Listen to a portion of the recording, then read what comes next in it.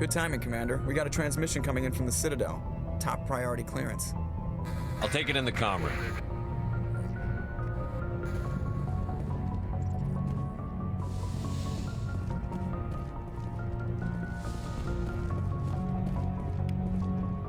Commander Shepard, we've received information that may be critical to your mission against Saren. What kind of information? We've received an urgent message from one of our infiltration regiments in the Traverse. You mean spies? Spectres tend to attract attention, Commander, but they are only one arm of the Council.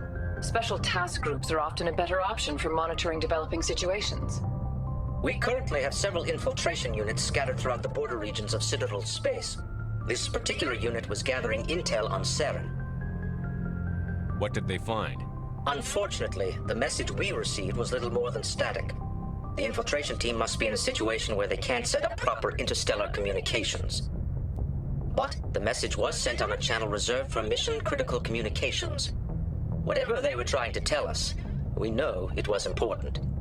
Considering your interest in Saren, we thought you might want to investigate this. Find out what happened to our team. The signal originated from the planet Vermeer. I'll look into it. The Council prefers not to become involved in the specifics of Spectre activities.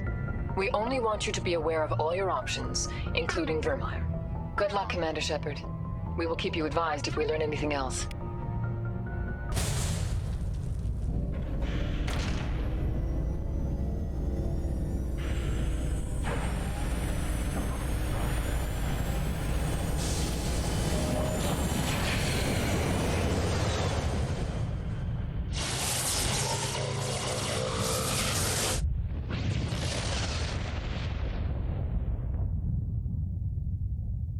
Commander, incoming signal from 5th Fleet HQ on the Citadel. Commander Shepard, something uncomfortable has just come up. In the First Contact War, we fired a lot of espionage probes into Turian space. We just received a mission complete burst from one of them. Where's it been in the meantime? No idea. Lost in transit. These probes were built in a hurry after First Contact.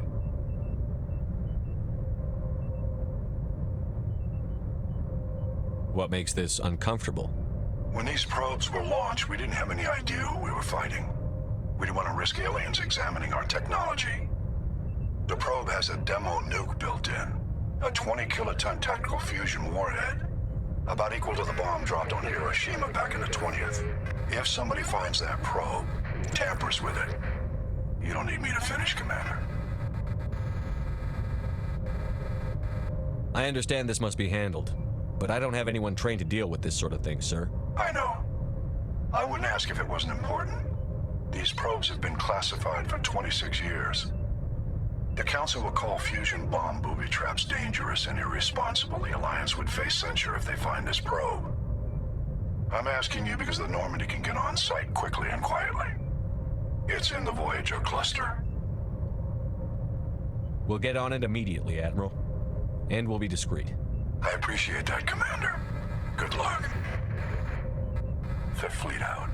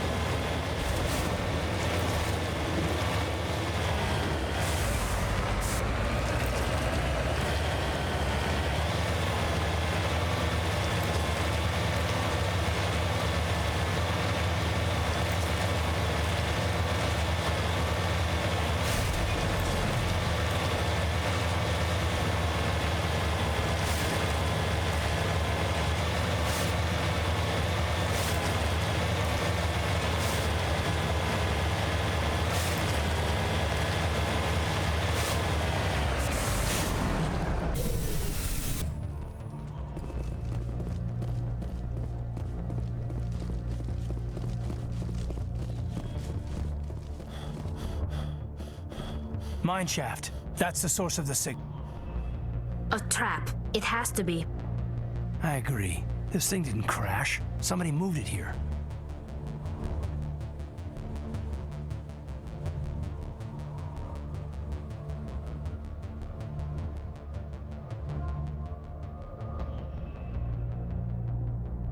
Your grasp of the obvious is inspiring.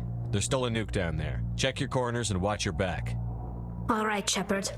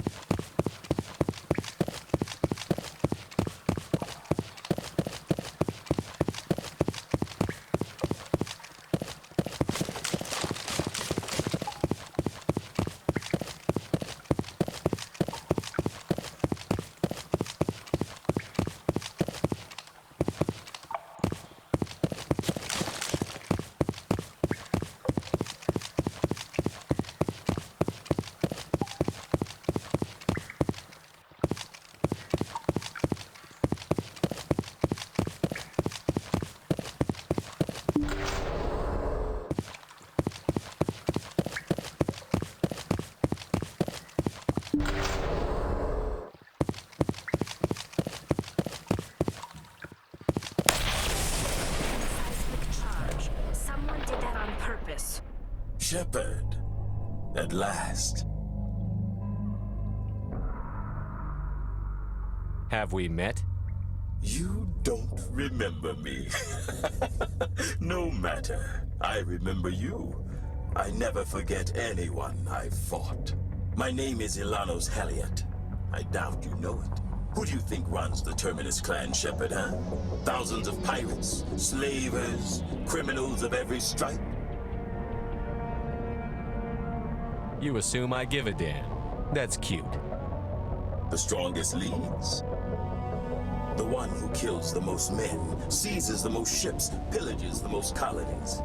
3 years ago, I was the strongest. I used my influence to assemble a fleet. We would drive your kind out of the Verge.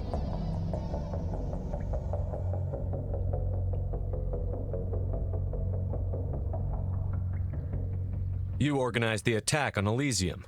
You want me to thank you for my Star of Terra?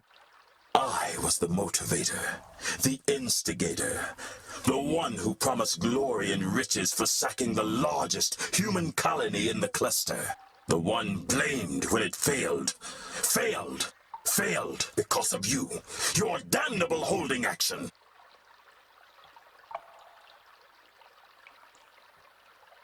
My crew will come for me. Oh, let them. We'll be ready. An Alliance warship would make a fine prize. Oh, and if you haven't noticed, the ores here are laced with heavy metals. I'm afraid your suit radios aren't powerful enough to transmit out. We'll find a way out of here. I rather doubt that. Goodbye, Shepard. What do we do now, Shepard? We've got air and light, and the Normandy's still in orbit. Let's look for another way out.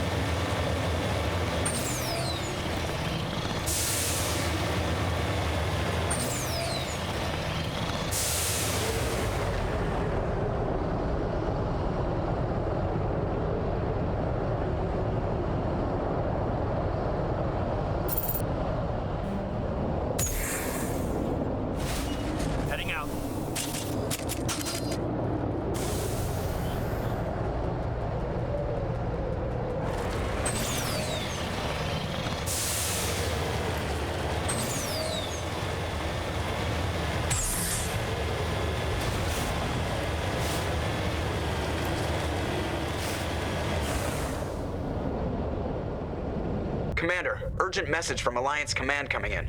I'll patch it through. Shepard, this is Admiral Hackett from Alliance Command. We've got a situation here, and you're the only one that can handle it. What do you need, Admiral? There's an Alliance training ground where we test weapons and technology in live fire simulations. One of the VIs we use to simulate enemy tactics in the drills is no longer responding to our override commands. It's gone rogue. How many casualties so far? 17 Marines were killed in the simulation exercises before we realized what had happened. That's when we contacted you. VI support is critical to our military success. They process thousands of status reports and react in nanoseconds. No human can do that. But as advanced as this thing is at military strategy, it's still just a VI. It's not self-aware, and it's completely disengaged from any networks. That's where you come in. We need you to fight your way through the training ground of the VI core and manually disable it. Don't worry, Admiral. I'll take that thing out. I know Spectres answered the Council, but you're still human. You're still part of the Alliance military, and right now we need you. The VI controls all the facility's weapons, drones, and automated defenses.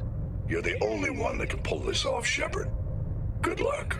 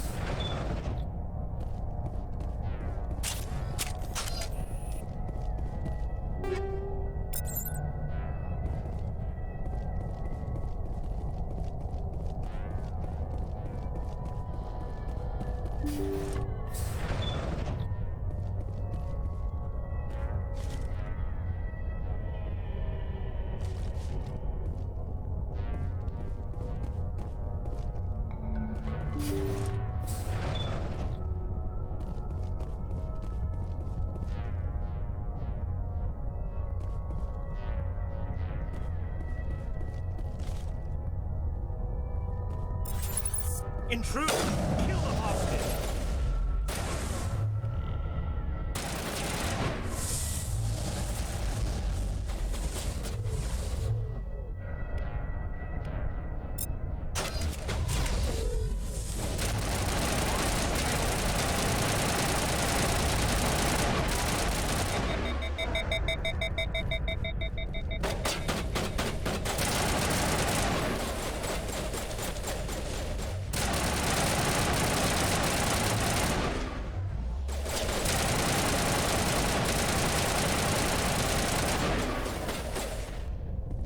Now it gets...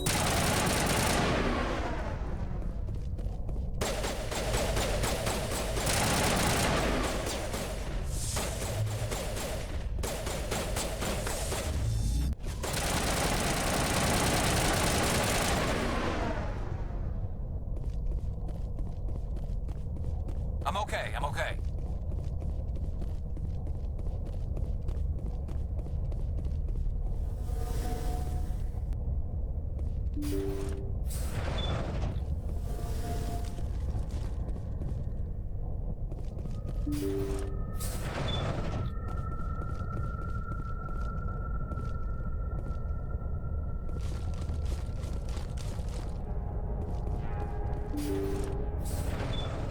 See how it is?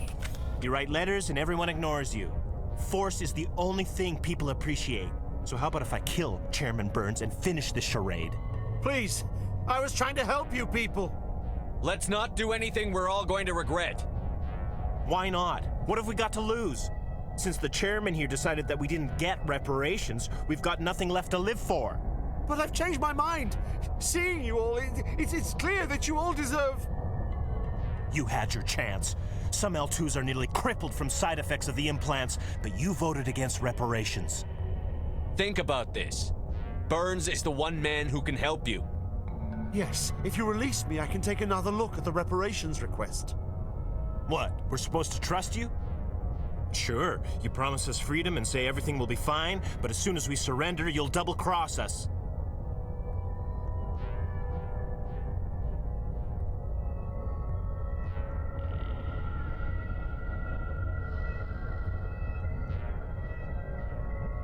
I'm not promising to let you go. All I'm saying is that Burns will take another look. Right, Burns? Absolutely. I had no idea that the L2 biotics were this desperate. If I'd known, the reparations will come. For whatever it's worth, I promise that.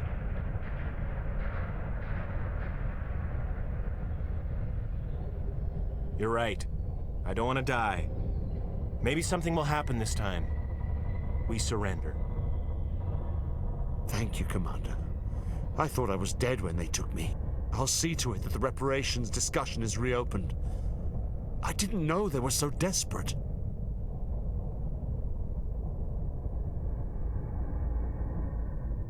A Fifth Fleet cruiser will be by shortly to pick you and the prisoners up. Thank you, Commander. I thought I was dead when they took me.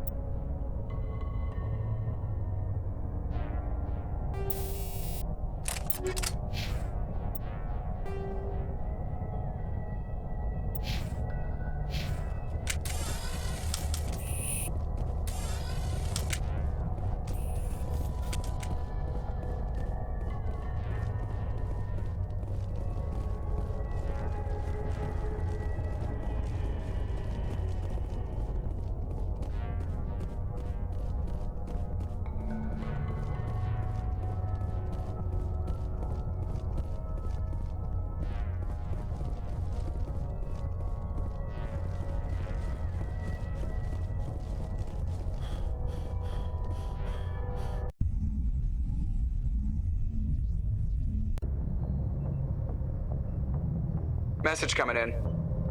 Patching it through. Thank you for dealing with the hostage situation, Commander. Chairman Burns was quite impressed by the way you resolved the situation peacefully.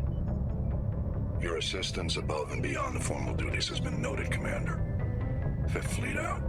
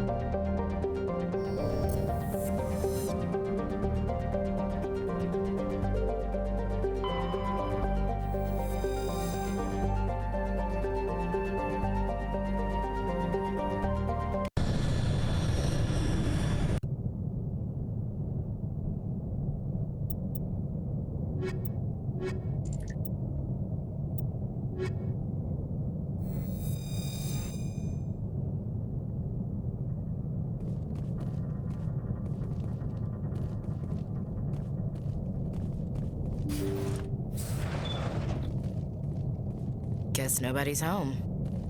Someone shut this place down. Only basic life support is still running.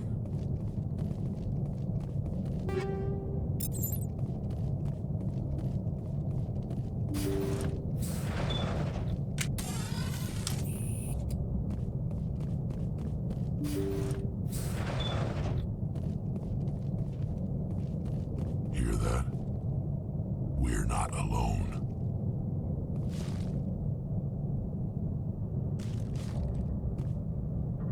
Somebody set that trap. The whole place could be wired.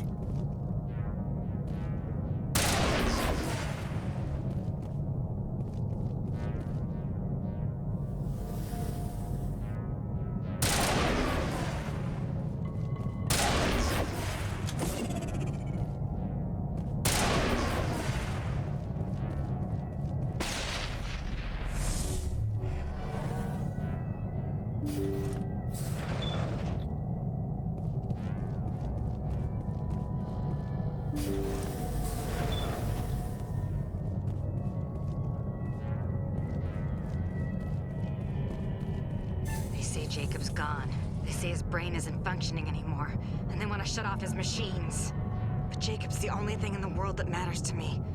I don't know how to help him, and it's tearing me up inside. I just feel so helpless, so damn angry.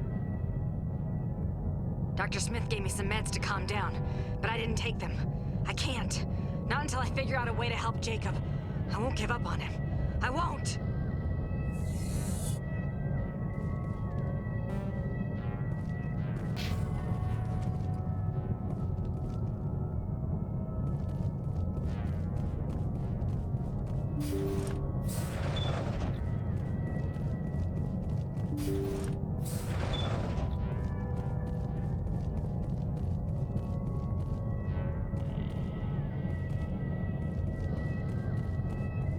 Jacob's not going to make it.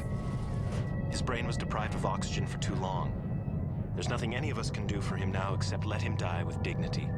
It's what he would want. I'm more worried about Julia now. She's showing signs of severe depression. I gave her some meds that should help, but I better warn the captain.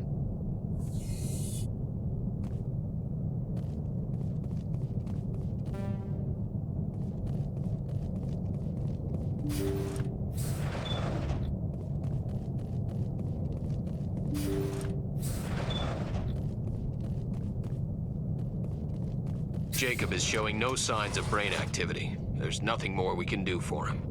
He wouldn't want to be kept alive by machines, so we're going to disconnect the life support. Dr. Smith is worried about Julia's reaction, though. She can't seem to let Jacob go. The stress is making her implants flare up, causing intense migraines.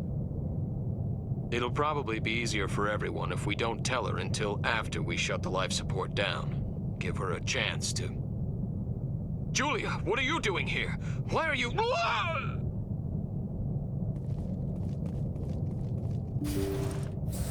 Take cover!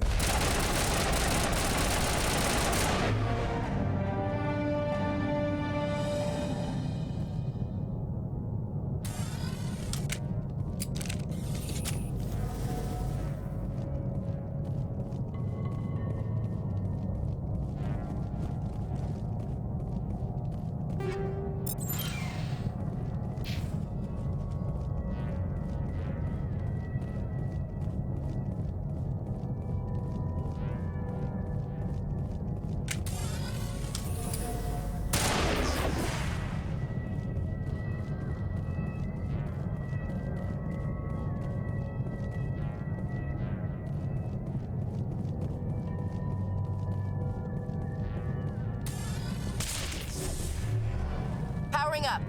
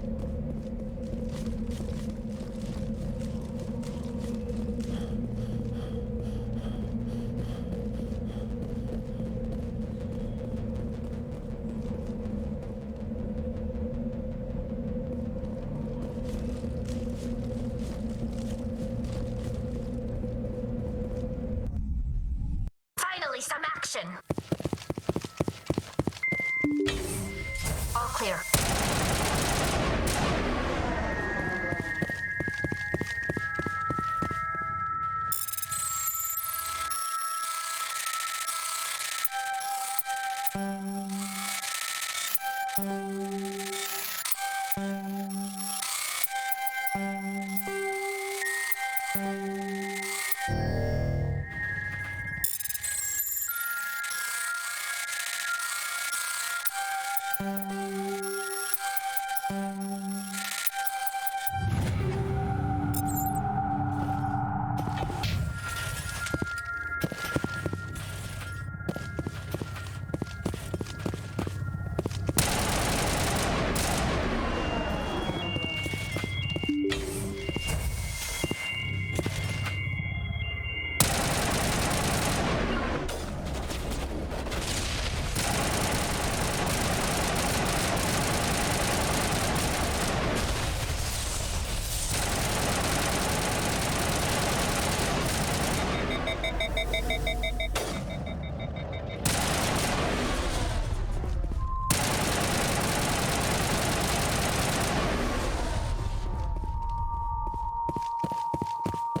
to go, Commander.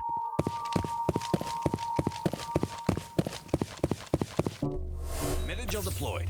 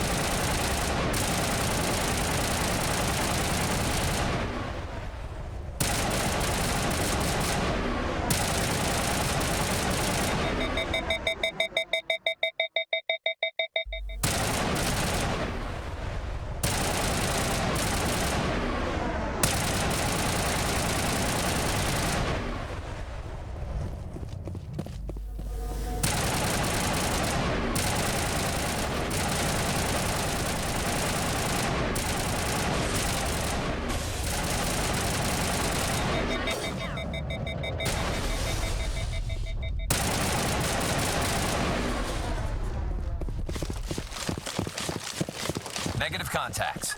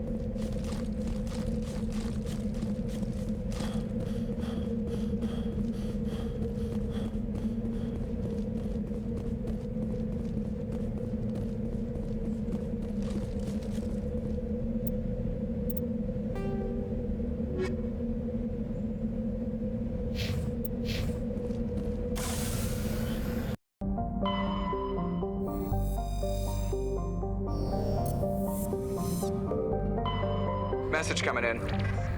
Patching it through. General distress call. Sacred Angel medical transport. Critical system failure. Losing power. Emergency landing. Argos. Communications failing. Life support. Emergency transponder. Won't last. Please hurry.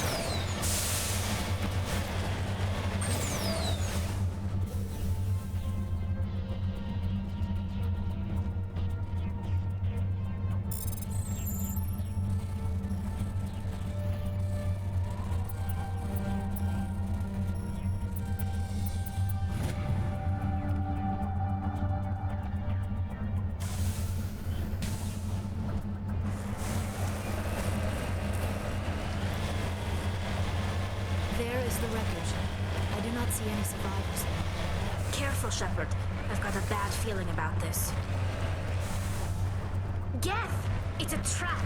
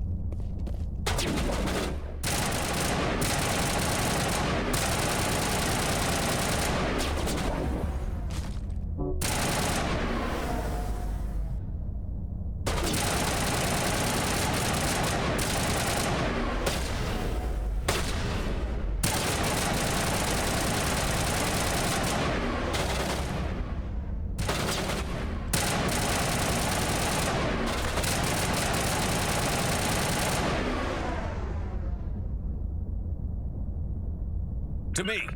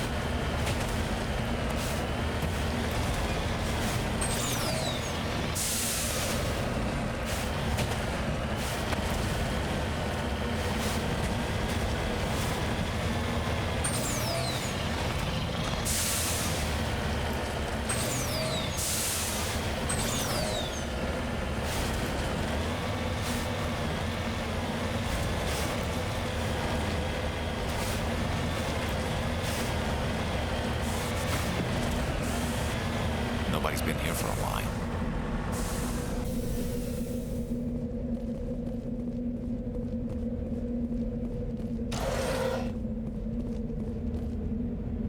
According to these data logs, the survey team unearthed some kind of alien technology.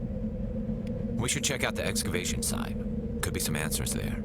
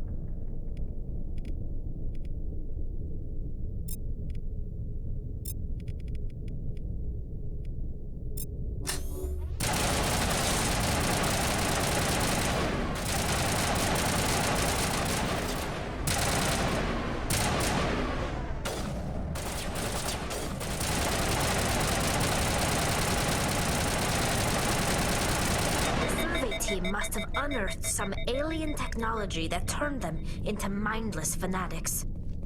Whatever they found, it's long gone now.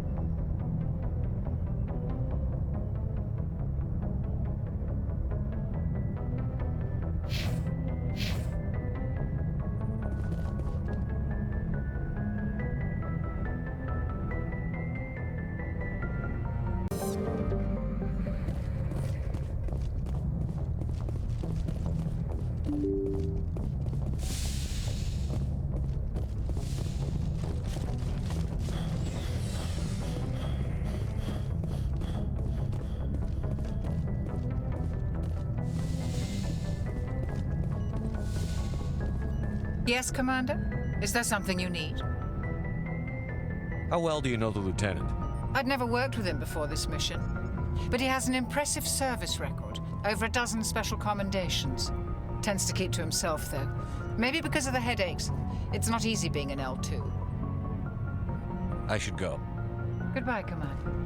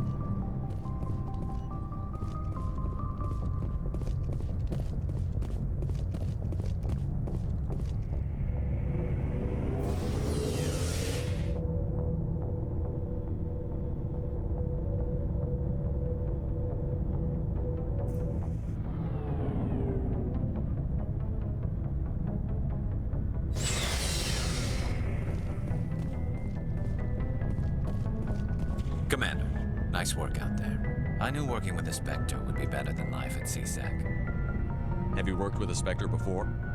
Well, no, but I know what they're like.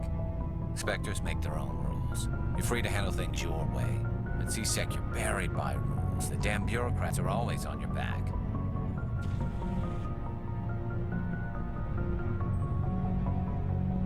Being a Spectre does have its advantages. Exactly my point. If I'm trying to take down a suspect, it shouldn't matter how I do it, as long as I do it. But CSEC wants it done their way. Protocol and procedure come first. That's why I left. So you just quit because you didn't like the way they do things? There's more to it than that. It didn't start out bad, but as I rose in ranks, I got saddled with more and more red tape. CSEC's handling of Saren was typical. I just couldn't take it anymore. I hate leaving. I hope you made the right choice. I'd hate for you to regret it later. Well, that's sort of why I teamed up with you. It's a chance for me to get off the Citadel, see how things are done outside CSEC. Either way, I plan to make the most of this.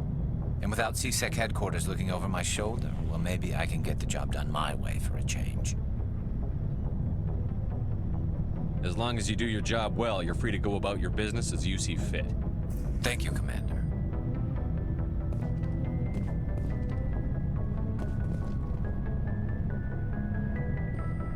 Shepard, what can I do for you? What's your story, Rex? There's no story. Go ask the Quarian if you want stories. So long, Rex. Shepard. Commander, you have a minute to talk? I keep an open door policy. If you have any concerns, lay them on me. All right. I know things are different aboard the Normandy, but I'm concerned about the aliens, Vicarian and Rex. With all due respect, Commander, should they have full access to the ship? Don't mince words, Chief. What's your concern? This is the most advanced ship in the Alliance Navy. I don't think we should give them free rein to poke around the vital systems. Engines, sensors, weapons.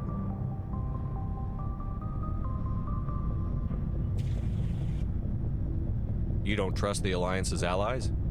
I'm not sure I'd call the Council races allies.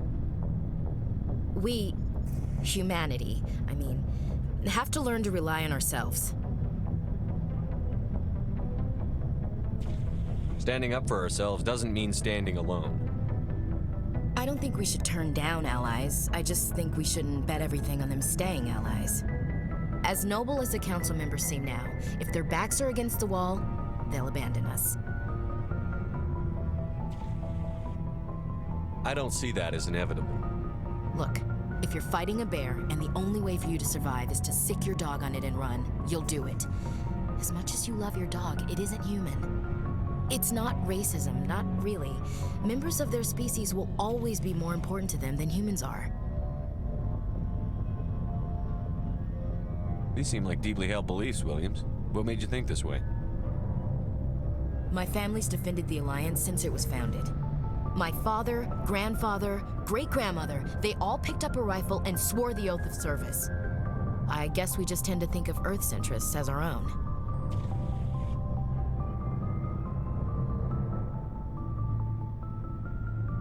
I come from a military family too. My parents were both Navy. Anybody in your family we might know? Couldn't say, Commander. We probably have a lot in common. You join up to carry on the tradition?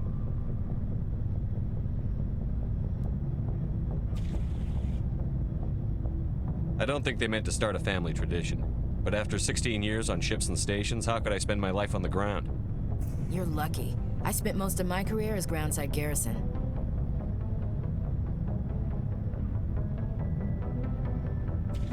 All right. I can see where your concerns are coming from, Williams. But this is a multilateral mission. You're going to have to work with aliens, like it or not. It won't be a problem, Commander. You say jump, I say how high. You tell me to kiss a Turian, I'll ask which cheek. I don't think kissing Turians will be necessary. You never know, Commander. We'll talk later, Williams. Looking forward to it, sir.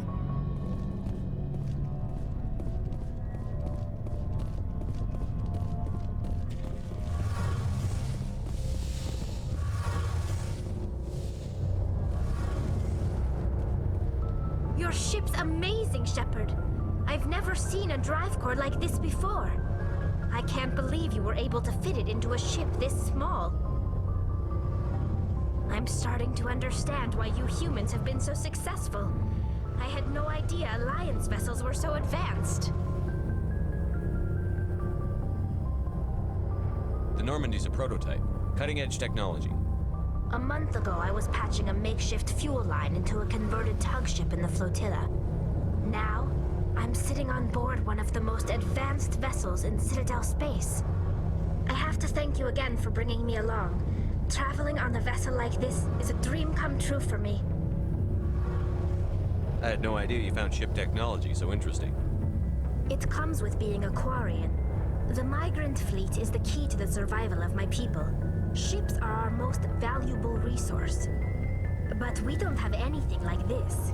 We make do with cast-offs and second-hand equipment. We just try to keep them running for as long as we can.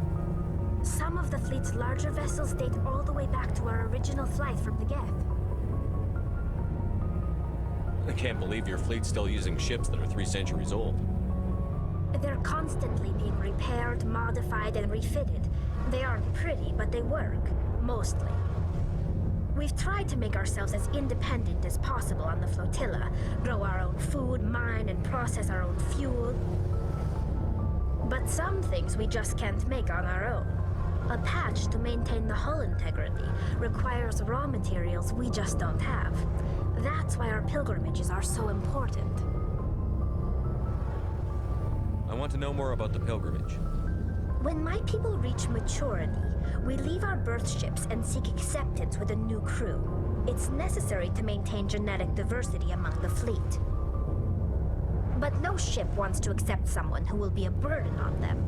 So, to prove our worth, we embark on a pilgrimage. We set out alone, leaving the flotilla and our families behind us. We only return once we have found something of value we can bring back to the fleet. This is presented as a gift to the captain of the respective ship we wish to join. If the gift is accepted, we are welcomed into the crew. Can a captain choose to reject the gift? That doesn't happen often. Most captains are eager to increase the size of their crew. It increases their own standing in our society. Even when a gift is not particularly valuable, the captain usually accepts it out of a sense of tradition.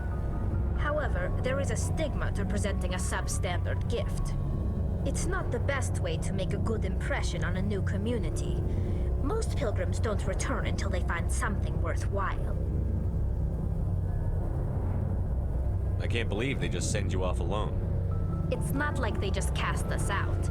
Before we leave, we are given lessons in how to survive outside the flotilla, and given gifts to help us on our journey. We also receive implants to fight off sickness and disease. Generations of living in an isolated and highly controlled environment have left our immune systems weaker than most. By the time we leave the fleet, we are well equipped for the pilgrimage. This is a rite of passage for all Quarians. If it were dangerous, our numbers would suffer. Virtually every pilgrimage ends with a triumphant return and the ritual presentation of the gift to one of the fleet's captains. I want to talk about something else. Like what? I want to know more about the Geth. I doubt I can tell you anything you don't already know. It's been almost 3 centuries since they drove my people into exile. All I know is the story of their origins. What they were when we created them, and how they turned on us. Interesting. The Geth were originally created to serve as an automated manual labor force. Initially, their intelligence was as limited as any VI. Over time, we made small modifications to their programming to allow them to perform more varied and complex tasks, bringing them closer and closer to true AI status.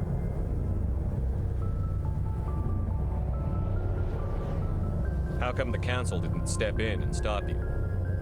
This wasn't true AI research. We may have been skirting the bounds of the law, but we never did anything that was actually illegal.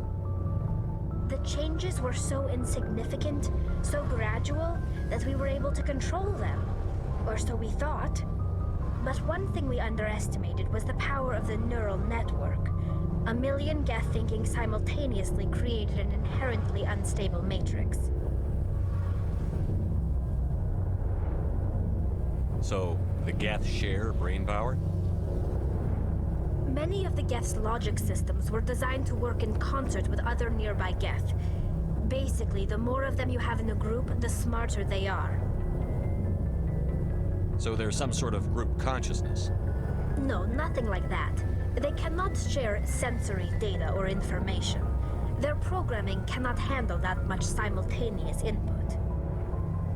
Each Geth maintains an individual awareness and identity.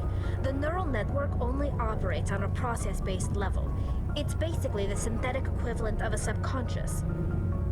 But when they're in close proximity, they can coordinate low-level functional processes, freeing up more capacity for original or independent thought. What made them rebel?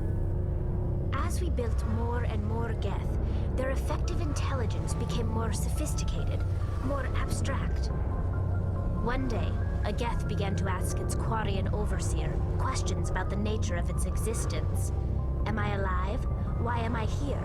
What is my purpose? As you can imagine, this caused a near panic among my people. What did you do? It was inevitable the newly sentient Geth would rebel against their situation.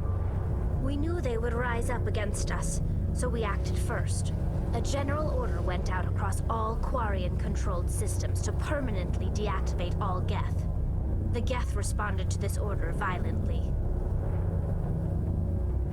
You can't blame them for fighting for their survival. We had no other choice. The Geth were already on the verge of revolution. By acting quickly, we had a chance to end the war before it began. The hope was that most of the Geth would still be little more than machines, incapable of organized resistance. But they had progressed much further than anyone anticipated. The war was long and bloody. Millions upon millions of Quarians died at their hands. In the end, we were forced to flee our own homeworld. We feared the Geth would pursue us, but they never came beyond the Veil. Now we drift through space, exile searching for a way to reclaim what was once ours.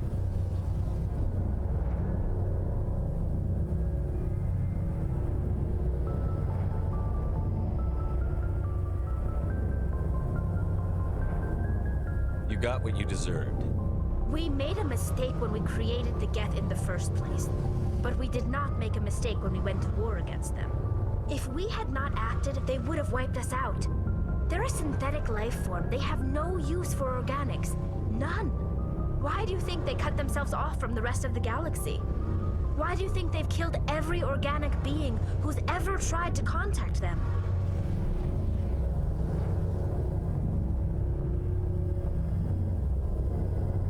I didn't mean to offend you. I'm sorry. I didn't mean to get so worked up. Most Quarians tend to have pretty strong opinions about the Geth. Tell me about your people. Our lives aren't easy. Resources are scarce, and we are constantly on the move. Everything we do must in some way contribute to the continuation of the migrant fleet. There are 17 million Quarians in the flotilla, and each of us relies on the others for survival. The bonds among my people are strong. Unfortunately, we have had to surrender many of the freedoms and civil liberties other species take for granted. What kind of freedoms? Well, it's illegal for parents to have more than one child. If our population grows too much, it would strain our resources to their breaking point. Of course, we also can't allow our numbers to become too few. If our population is in decline, the rule against single births is temporarily repealed. In extreme cases of population decline, incentives are even offered to encourage multiple births, though the Conclave hasn't had to take such measures in nearly a century. That's your government. The Conclave is our civilian branch of government. Each ship can elect a representative to serve on the Conclave and make decisions that affect the fleet as a whole. On matters that affect an individual ship, however, the captain has the final say. It's a tradition that dates back to the early days, when the fleet was governed by martial law. Fortunately, most captains nowadays are smart enough to have an elected council from their crew to give them advice and guidance. So the ultimate power rests with elected officials. In practice, the Conclave and the respective council for each ship tend to set the rules that govern our daily lives. But in theory, we are still under military jurisdiction. The 5 top-ranking military officials in the fleet serve on the Admiralty Board.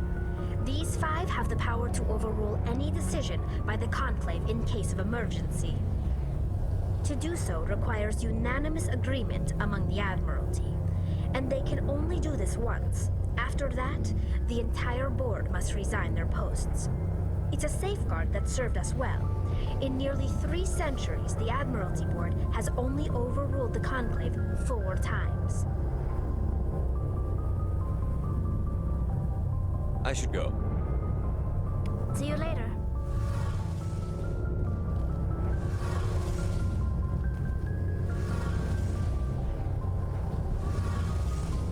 Hey, Commander, you know that Quarian, Tally? She's been spending all her time down here asking me about our engines. I'll tell her to leave you alone. What? No, she's amazing. I wish my guys were half as smart as she is. Give her a month on board and she'll know more about our engines than I do. She's got a real knack for technology, that one. I can see why you wanted her to come along. I figured she'd be a real asset to the team. You got an eye for talent, Commander, but I'm guessing that's not why you came down here.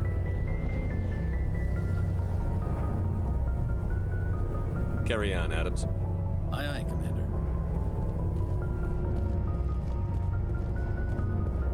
Hey, Shepard. You need something? I should go. See you later.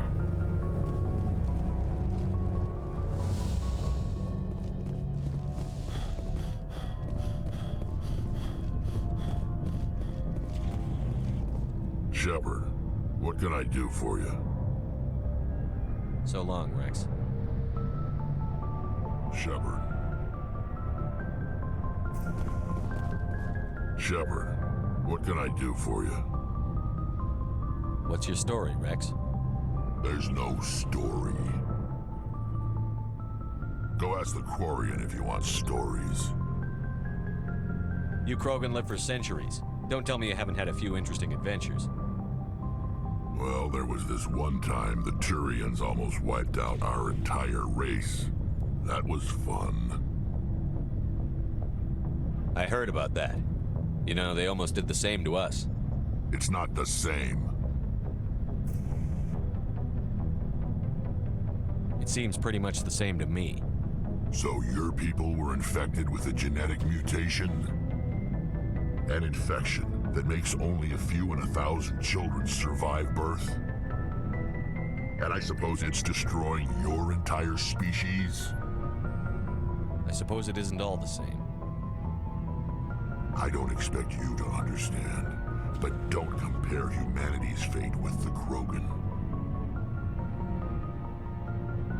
Sorry, Rex. I wasn't trying to get you upset.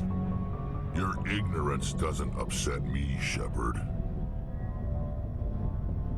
As for the Krogan, I gave up on them long ago. The genophage infected us, but it's not what's killing us.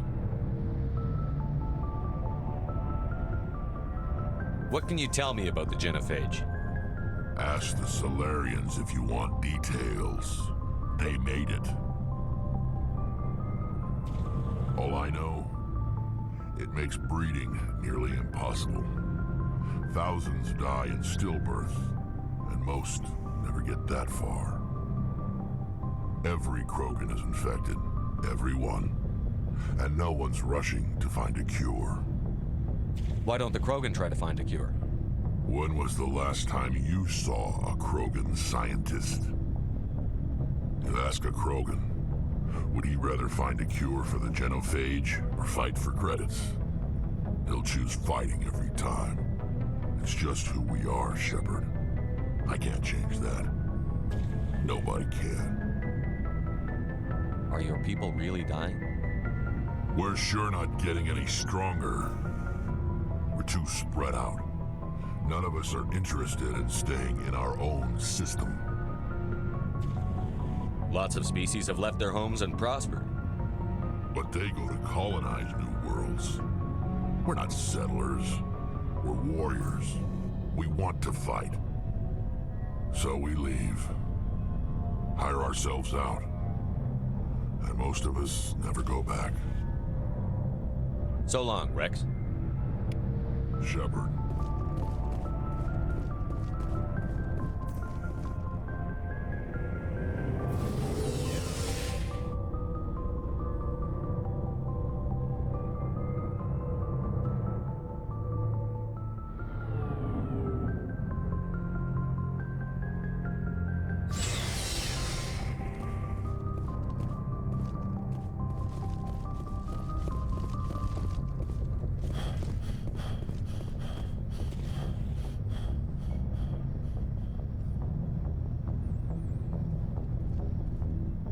Anything you need, Commander?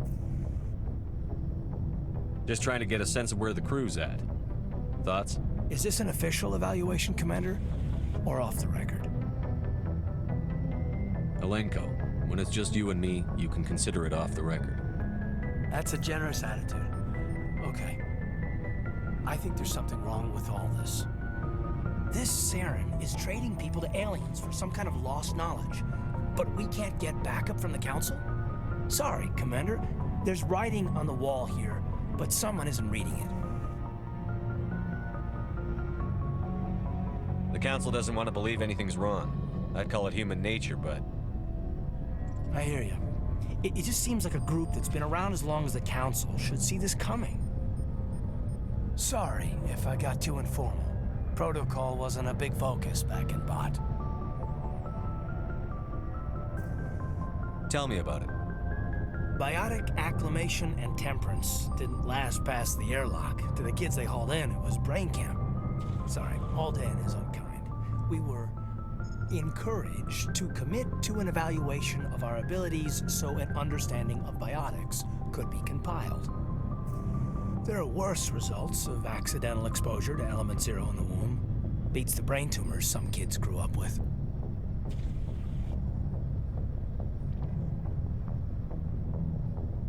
Seems like you beat the odds. How many didn't make it? Out of 100, maybe 60 have no effect.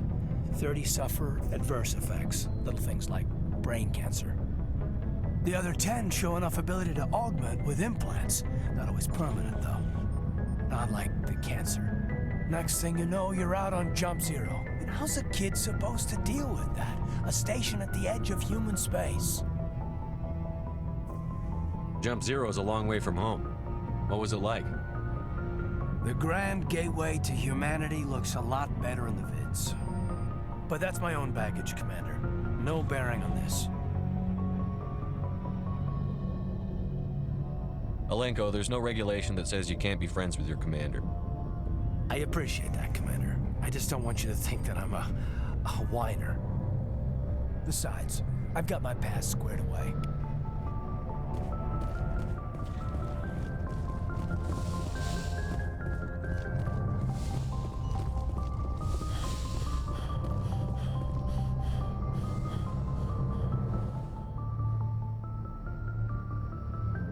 I get the feeling you want to ask me something, Commander. Tell me about yourself, Liara. Me? I am afraid I am not very interesting, Commander. I spend most of my time on remote digs, unearthing mundane items buried in long-forgotten Prothean ruins. You must enjoy something about it. I love my work. Seeking out history's lost secrets has a special appeal for me. You were actually touched by working Prothean technology. That is why I find you so fascinating, Commander. Sounds like you want to dissect me in a lab somewhere. What? No, I did not mean to insinuate. I never meant to offend you, Shepard. I only meant that you would be an interesting specimen for an in-depth study. No, that's even worse. Calm down, Liara. I was only joking. Joking? Oh, by the goddess, how could I be so dense? You must think I am a complete and utter fool. Now you know why I prefer to spend my time in the field with data disks and computers. I always seem to say something embarrassing around other people. Please, just pretend this conversation never happened. Do you know why Benezia joined up with Saren? I don't understand it. She was always outspoken about the need for the Asari to become more involved in shaping galactic events. Maybe she thought allying herself with Saren would somehow be for the greater good in the long run. At least I hope so. This hurts you, doesn't it? None of this makes any sense to me. I have not spoken to Benezia in many years, but I know her, and this was not like her. Something changed. I'd like to know more about the Asari. We were the first species to discover the Citadel. We were instrumental in forming the Council, and we always strive to be the voice of peaceful cooperation in galactic disputes. My people believe we are all part of a single galactic community. Each species contributes something to the greater whole. Although we seek to understand other species, it seems few of them seek to understand us. The galaxy is filled with rumors and misinformation about my people. Like what? Most of the inaccuracies are centered around our mating rituals. My species is monogendered. Male and female have no real meaning for us. We still require a partner to reproduce. This second parent, however, may be of any species and any gender. I don't understand. Your species can mate with anyone? Mating is not quite the proper term, not as you understand it. Physical contact may or may not be involved, but it is not an essential element of the union. The true connection is mental. Our physiology allows us to meld with other beings. We can touch the very depths of their minds. We explore the genetic memory of their species. We share the most basic elements of their individual and racial identities. We then pass these traits on to our daughters. It is how we learn to grow as a species and how we develop a greater understanding of other races. What happens to your partner after the union? Every relationship is different. Some unions are a single encounter with both parents parting ways afterwards. Others can be more long-term. Sometimes an Asari and her partner will stay together for many decades. Do you know who Matriarch Benezia chose as her partner? She rarely spoke of her partner. Though I know my father, if you want to use that term, was another Asari.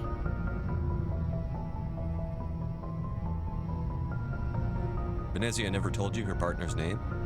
Union with our own kind is no longer common, not for the purposes of reproduction. Most Asari believe it weakens our species. Asari daughters inherit racial traits from the father species. If both parents are Asari, then nothing has been gained, or so conventional wisdom would hold. I am what is sometimes called a pureblood, though no Asari would ever be cruel enough to say the word to my face. It is a great insult among my people. It is possible Benezia's partner was embarrassed by their union. She may have been too ashamed to publicly acknowledge me as her offspring.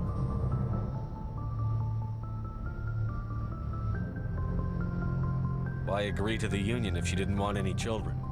I cannot answer that. This is all speculation on my part. It is possible she wanted to be part of my life, but something happened to her before she had the chance. Benezia never spoke of her partner. Whatever happened, it caused her too much pain to dwell on it. She raised me by herself, though that is not uncommon. Many Asari raise their children alone, particularly if the father species is short-lived. Often the partner will pass on long before the child reaches maturity. You Asari live for 1,000 years. What happens when your partner dies? Few sapient species live as long as my kind. We have learned to take a philosophical approach to our unions. We do not focus on the inevitable loss of our partners. Instead, we enjoy the time we spend with them. And even after they're gone, a part of them lives on in us. The union is a connection that transcends both time and space. Do you know who Matriarch Benezia chose as her partner? She rarely spoke of her partner. Though I know my father, if you want to use that term, was another Asari. I thought you always needed another species to serve as one of the parents. Think about it, Shepard. If we were not able to mate with our own species, we would have died out long before we ever mastered spaceflight and left our homeworld. Union with our own kind is no longer common, not for the purposes of reproduction. Most Asari believe it weakens our species. Asari daughters inherit racial traits from the father species. If both parents are Asari, then nothing has been gained, or so conventional wisdom would hold. I am what is sometimes called a pureblood, though no Asari would ever be cruel enough to say the word to my face. It is a great insult among my people. It is possible Benezia's partner was embarrassed by their union. She may have been too ashamed to publicly acknowledge me as her offspring. Maybe she wanted to meet you but couldn't. Something could have happened to her. Maybe she passed away. You might be right. I hope you are. But I have no way to know for sure. Benezia never spoke of her partner. Whatever happened, it caused her too much pain to dwell on it.